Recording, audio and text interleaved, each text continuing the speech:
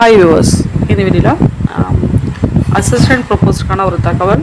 June மாதத்தில் 4000 பேராசிரியர்கள் நியமிக்கப்படும் என்று நேற்றைய தினம் ஒரு அறிவிப்பு கொடுத்துருந்தாங்க. ஜூன் மாதத்தில் 4000 நிரந்தர பேராசிரியர்கள் நியமனம் செய்ய நடவடிக்கை. ஸோ அதற்கான வினாத்தாள்கள் தயாரிப்பு பணிகள் நடைபெற்று வருகிறது. உயர்கல்வித்துறை அமைச்சர் பேட்டி அப்படின்னு சொல்லியிருக்காங்க. அடுத்து பார்த்தீங்க அப்படின்னா கெஸ்ட் லெக்சருக்கான தகவலும் கொடுத்துருக்காங்க. மார்ச் மாதம் லாஸ்ட்டில் பார்த்தீங்க அப்படின்னா 1000 காலி பணியிடங்களை நிரப்புகிறாங்க. கிட்டத்தட்ட 8000 சில்லற வேக்கண்ட் இருக்குது. இப்போ இதில் 4000 ப்ளஸ்ஸு அது இல்லாமல் மார்ச் மாதம் லாஸ்ட்டில் பார்த்திங்கன்னா 1000 காலி பணிகள் கெஸ்ட் லெக்சர் அப்பாயின்மெண்ட் பண்ணுறாங்க.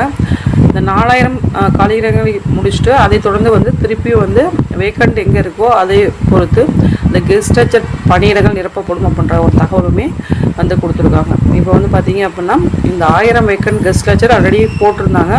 ஆரம்ப காலத்தில் போடும்போது பார்த்திங்க அப்படின்னா குவாலிஃபிகேஷன் பேஸ் பண்ணி போட்டிருந்தாங்க. ஆனால் இந்த டைம் பார்த்திங்க அப்படின்னா கம்ப்ளீட்டாக பார்த்திங்கன்னா உயர்கல்வித்துறையை அது டேக் ஓவர் பண்ணி பிஹெச்டிலேருந்து ஆர்டர் பண்ணி அதை சீனியாரிட்டி முறைப்படி பிஹெச்டி ஃபஸ்ட்டு முடித்தவங்களுக்கு அவங்களுக்கு ஃபஸ்ட்டு ப்ரிஃபரன்ஸ் கொடுத்தா இந்த லாஸ்ட் டைம் போட்டது.